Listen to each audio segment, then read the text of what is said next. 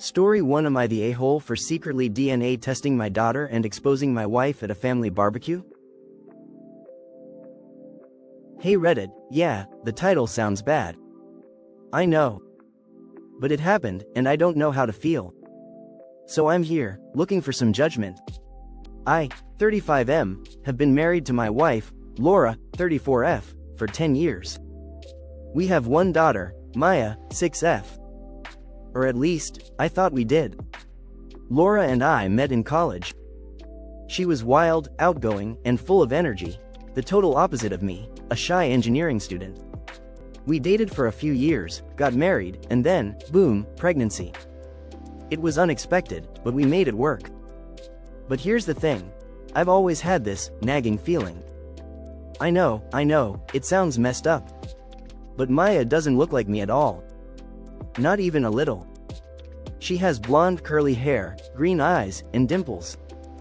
I'm dark-haired, dark-eyed, olive skin.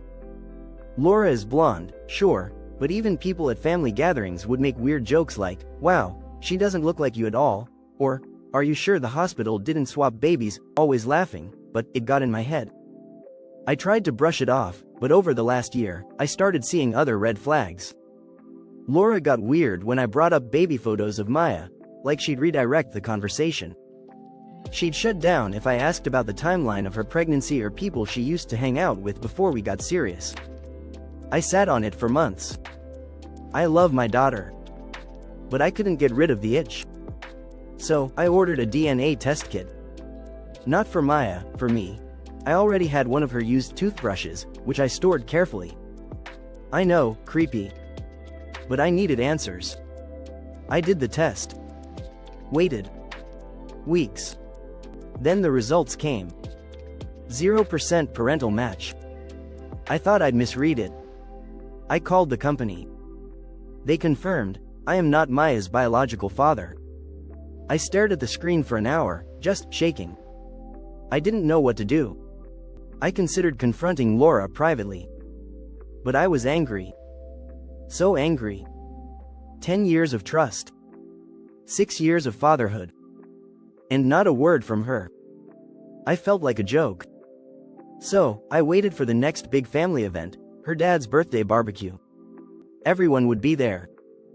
Her parents, siblings, cousins, friends. And yeah, I decided to confront her publicly. I pulled her aside during the party and said I needed to talk. Then, in front of about 20 people, I said, "Hey Laura, I just wanted to say I got the DNA test back. Turns out, I'm not Maya's dad. So I have to ask, who is?" It went silent. Dead silent. Laura looked like I slapped her. Then her mom gasped. Her dad asked what I meant. And Laura started crying. Like full-on sobbing. At first, she denied everything. Said the test had to be wrong. Then, when I showed her the papers, she cracked. She admitted that Maya was the result of a one-time thing, with an old friend right before our wedding. She said she didn't know who the real father was, and she was hoping it didn't matter. I walked out. Haven't spoken to her since. She's been texting me constantly. So have her parents.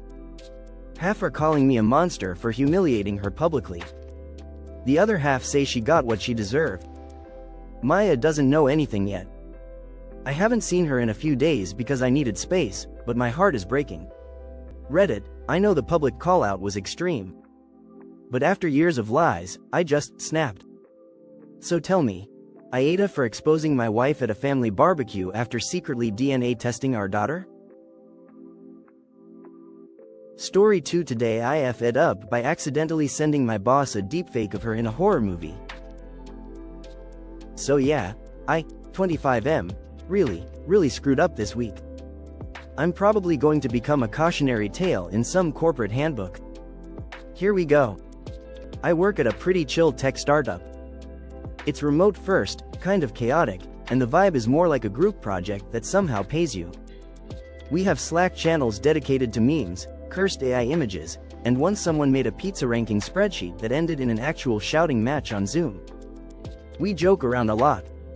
Recently, I got into AI-generated content. You know, image swaps, voice cloning, that sort of thing. Nothing malicious. Just dumb stuff like turning my dog into a CEO or making my roommate look like a medieval pope. Then, I discovered deepfakes. Naturally, my monkey brain said, let's turn everyone into horror movie characters. I picked The Conjuring as my first experiment. I deepfaked our team into the cast, our UX designer as the screaming ghost, our IT guy as the exorcist. Then, for the big finale, I replaced the possessed woman with our CEO, Janet, 42F. Let me pause here and say, Janet is awesome. She's intense, but funny. She once roasted a VC live during a pitch meeting. But she also has no tolerance for BS, and I forgot that part temporarily. I made the video, exported it, and titled it, conjuringjanet_final.mp4. I meant to upload it in a private Slack group where a few of us joke around. But instead, I uploaded it to the hashtag company announcements channel. With a tag. At Janet, check this out, tears of joy, yeah. Within seconds, my manager DM'd me, dude, delete, now. I panicked, deleted it, but too late. Reactions were already pouring in. Someone posted a gif of Janet's deepfaked face saying, get out. My soul exited my body. Then came a message from Janet. Let's talk. Right now. We jumped on Zoom. She stared at me. No emotion. Just cold, boss energy. Do you think it's appropriate to use your CEO's face in a horror movie? I said no, obviously. I tried to explain. It was meant to be private, just a stupid meme. She didn't yell. She just nodded, said, Our will be in touch, and left the call. Next day, I got an email from Our. I was bracing for termination. But surprisingly, they weren't furious. Actually, the HR representative looked like she was trying not to laugh. She said Janet had opted not to escalate the incident formally, but I'd need to attend a digital conduct and professional boundaries session. I accepted. I even made a joke about deep-faking myself into the slideshow. She didn't laugh.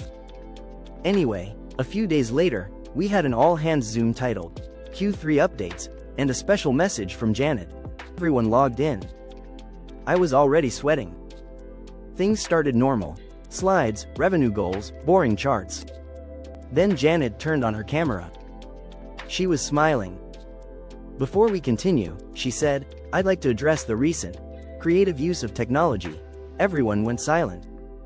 While I don't condone unauthorized demonizing of my face, she continued, I do believe in matching energy with energy. She shared her screen and played a deepfake video of me. It was my face, AI generated, wearing clown makeup, floating above a laptop with glowing eyes. The voice, also AI, said, Hi, I'm the genius who deepfaked my boss and thought I'd get away with it. People lost it. The whole company chat exploded. Our dropped a clown emoji. Someone posted a deepfake war incoming GIF. My manager messaged me, she got you good, and it smiled and said, let this be a lesson. Don't start a deepfake war you can't win. And just like that, I became both the company meme and the lesson of the quarter. Now, people call me the Conjurer. There's a custom Slack emoji of my fake clown face. One of the interns made a sticker pack. Janet even changed her Slack profile pic to her demon deepfake for a full day. So, TIFU by deepfaking my boss and accidentally sending it to the entire company. And then she deepfaked me right back. Touché, Janet, touché.